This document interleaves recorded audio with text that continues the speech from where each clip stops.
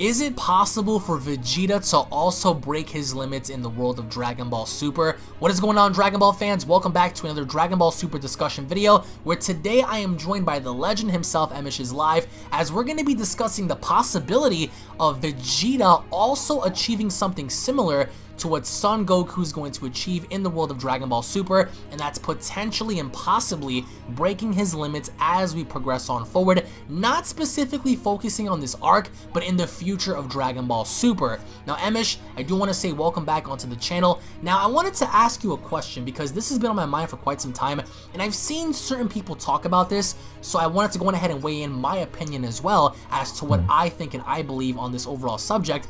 Do you think, in your opinion, that it is possible that we may see Vegeta break his limits either during or after this arc going forward in Dragon Ball Super? Because as history has shown us, we've seen before how Vegeta has either caught up to Goku in strength or at least got relatively close to him to be on a comparative level. Now, looking at how far they've gotten following the Battle of God story into Resurrection of F, the Champa story, moving into the whole Goku Black story, we saw the progression of both the Saiyans, and subtracting Kaioken, because I don't think Kaioken should be implemented in this, because I feel as if it's unfair.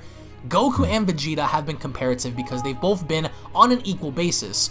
But now, since we understand that Goku's going to break his limits in achieving a new God form and having this possibly be the pinnacle of his power, do you think it's possible that Vegeta can also achieve the same thing? Or is this going to be the case where Goku is forever going to stay above Vegeta and there is no remote chance of Vegeta ever catching up to Goku? What do you think? Well, the show's kind of depicted for Goku to always be ahead. Yes. That's one. Yes. But at the same time, they also do a good job of making you feel like, well, no, they're kind of neck and neck with each other, right? The manga does a great job as that, doing that as well. Fantastic job. Yeah. So, with the exception of Kaioken, like you mentioned, which is a technique, so you can't really count that, right? Yeah. Okay. So now, all right.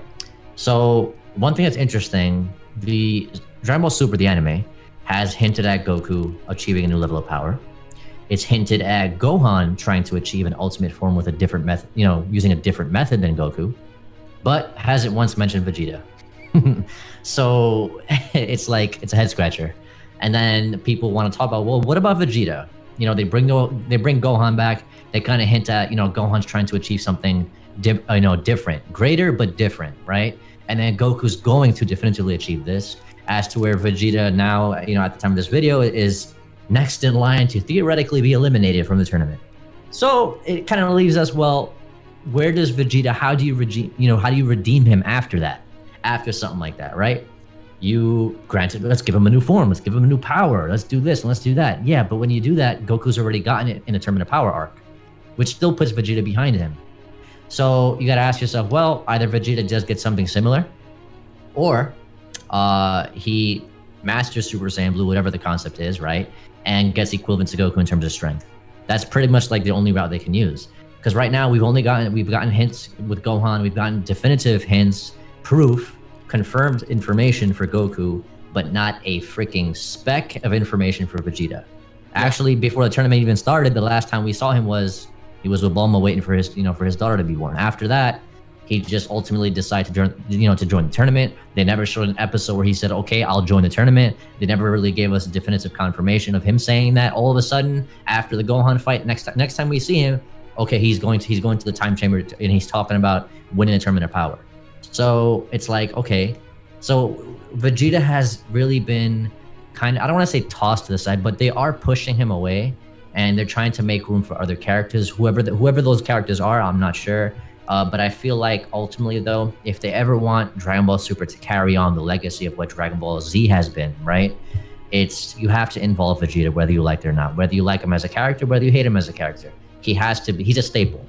And he's arguably one of the biggest pieces of history. He's arguably in terms of character development, right? He has the most character development in the entire franchise thus far. Right. After that, Piccolo. So going forward, it's like he's a piece of history. He's made you a lot of money. The fans love him. He has a high demand for it.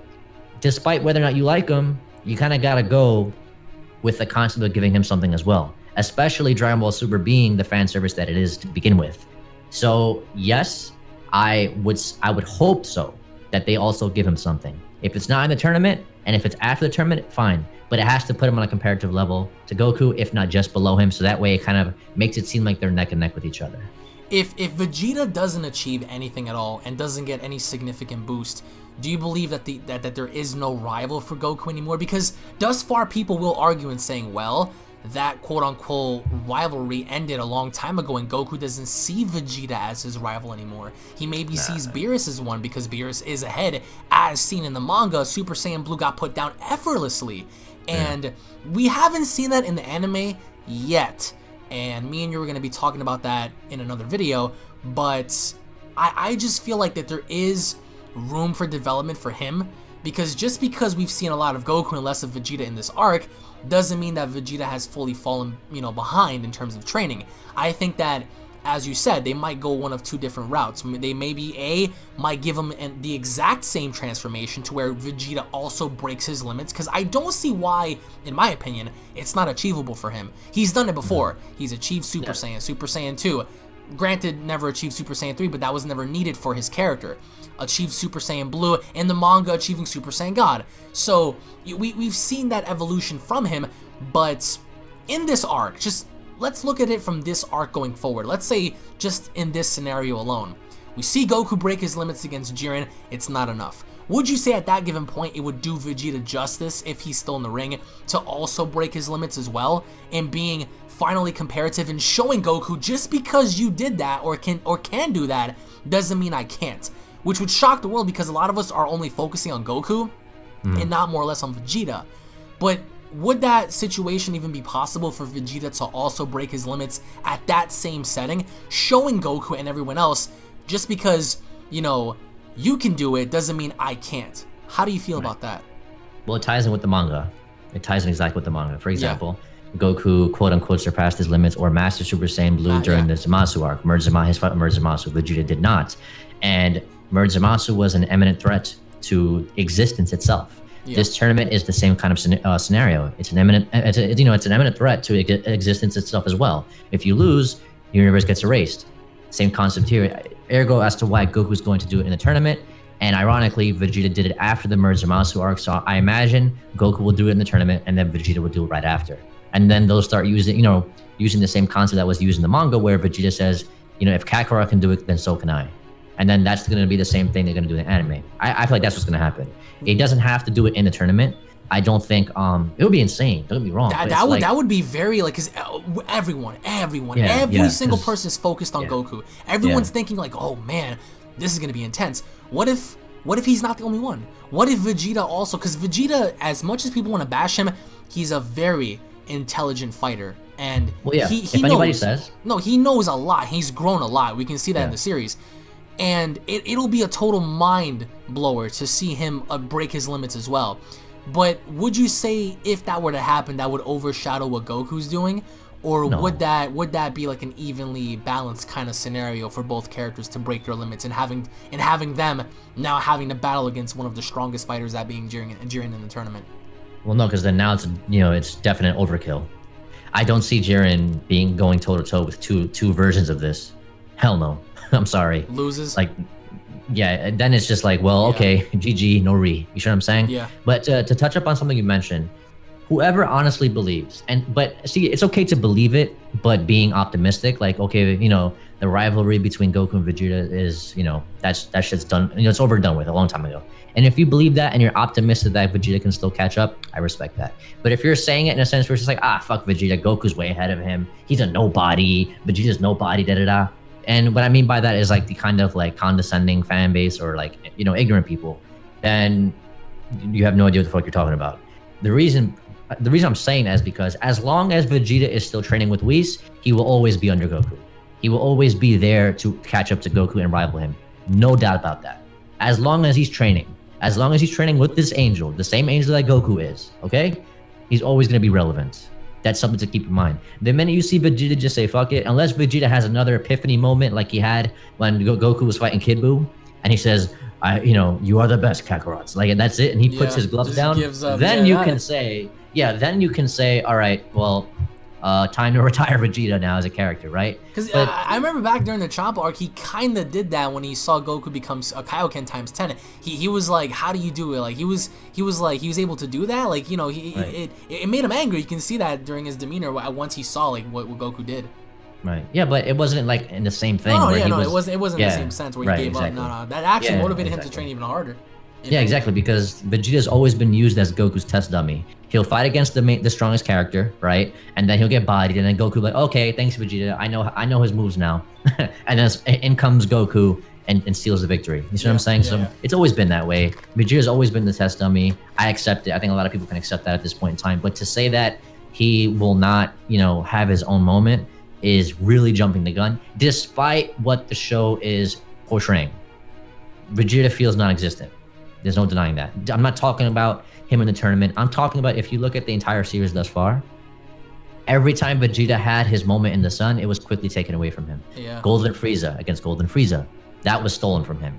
Goku Black, he comes in for one half of an episode, stomps Goku Black, but with this new power, he doesn't even utilize it fully. Then all of a sudden, Goku Black has a couple of clones, and they're just, you know, I don't want to say they're shit stomping Goku Vegeta, but they're holding him off.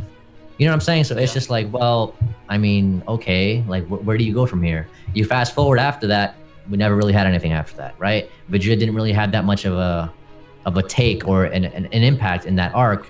You could say, well, he saved Trunks from Merge Zamasu's Lightning of Absolution. I'm not talking about that. I'm saying like a deciding factor, a definitive moment to say, you know, there's Vegeta, there's my boy Vegeta doing, you know, putting in that work. So he hasn't really had his own thing. I mean, then you look at the Potafu arc. That was embarrassing. He was sucking on a pacifier. Yeah, I think a lot of people forgot about that. Super has shitted on a lot of characters, don't get me wrong. So I think when we talk about this, the epitome of saying, you know, saying power, you have to. It's going to be way too much demand for it. There's no way the developers will say, no, Vegeta ain't getting shit. Either A, you give him the same thing, or give him something different. But then it's like, well, Goku and Vegeta have technically always strived to achieve the same kind of form or level of power or tier of power. Gohan right now is the only one who has been stated to say he wants to achieve something with a different method. Yeah. So that's my opinion on that. Would you say, the final question here, would you say that if they both break their limits, including both Goku and Vegeta, would that be it for them to reach their strives, or would there be possibly even something beyond that? Because it's kind of hard to even imagine you breaking your limits, and then there's even more beyond that. It's like, how far can you go? So would you say this is as far as they can go as breaking their limits? Or would you say that if one or the other, if both were to do the exact same thing, there's more to what's, you know, ahead in terms of power than what's being shown now? If they both do it, you can assume there's more ahead, for sure. Because if they only give it to Goku, it's safe to assume after Goku solidifies his spot as the strongest mortal in the multiverse, right? Granted that whoever this other mortal is, maybe I would say his next opponent might be that person, whoever that is. I'm saying after that, like when all is said and done, then you could say, well, maybe Goku's story could be coming to a near end because there's really not much you can do after that. Sure, they can think of something else, right? Optimistically, speaking, of course, they can always come up with something else, right? But when you look at it objectively, where it's just like, okay, what is the end goal here? Goku's end goal is to be the strongest fighter. And I just don't see him, when you think about it now, at the time of this video, of this conversation, can you actually see him rivaling the Daishinkan? Who was mentioned to be? No. Exactly. And he can't even right now, he can't even put a pinky nail. He can't even touch a hair on Whis. You see what I'm saying? Granted, Whis' hairdo is questionable. So it is, you know what I'm saying? So it's like, this dude, they're so far behind. That's why I feel like, well, you could look at it from two planes. If Goku's goal is not to surpass the actual gods and fight them themselves, then you can say it's just to be the strongest mortal, then you could say his story is coming to a near end. If his goal is to surpass the gods and fight the gods and then be the strongest being in existence, other than the Omni King and stuff like that, then you can say there's more ahead. If Goku and Vegeta achieve this level of power, you could still say there's more ahead because they have to market it. So I'm not saying after this tournament, we're done. Like there's nothing left to tell about Goku's story. No, of course they're gonna showcase the form and they're gonna market it, they're gonna milk it. But I'm saying when all is said and done, there's really not much else you can look forward to after that, because now it's like, okay, well, what about Gohan? He said he was gonna do this, so are they gonna showcase that? Are they gonna redeem the concept of, you know, or relive what they wanted to do again with Gohan in Dragon Ball Z, where they wanted Gohan to be the new hero, right? But he was 16 in the manga and 18 in the anime, in the Buu arc against Super Buu, right? Yeah, yeah. So they felt like, well, he's a high school student. His character at that point in time couldn't really fill Goku's shoes. Okay, well, now he's grown, he's mature. He has a family, he has all this stuff, you know, accessible to him. Where do you take it here? Where do you go from here? So it really depends, because you can't introduce Oob, you can't have Gohan strive for this new level of power and then still focus on Goku, let alone Vegeta. There's too much there. So it really depends, man. I don't know. But for sure, if Goku gets it, Vegeta will have to get it. It's always been that way. I've never seen them change it. I don't see them changing it anytime soon. We'll see what happens. I think it's only fair for him to also achieve that, because, I mean, despite everything they've gone through, just for him to fall that much more behind with Goku having to break his limits and stuff like that's a little unfair to me, I think, because I want to see Vegeta also strive for something and achieving it, because thus far he's done it ever since the Battle of God story, and he's lived up to his word, and, you know, catching up to Goku in some instances. So I think that it'll only be fair to see Vegeta also break his limits or do something more that puts him on a comparative level to Goku, because once Goku breaks his limits, I think it's over. Like during that moment, you're gonna say, okay, well, Goku's far ahead until Vegeta does something. But let us know your thoughts down below, guys. Do you think it's possible for Vegeta to break his limits? Do you think it's possible for Vegeta to also obtain something similar to Goku, or at least putting him on a comparative level? Let us know what you guys think, everybody. Thank you all so much for watching. If you guys are new to the channel, don't forget to punch that subscribe button, guys. Turn on notifications. Leave a like down below if you guys enjoyed. Also, subscribe and check out Emosh's channel. Thank you all so much for watching, and we'll be seeing you all down in the comment section below. Have a great day, everybody. Peace.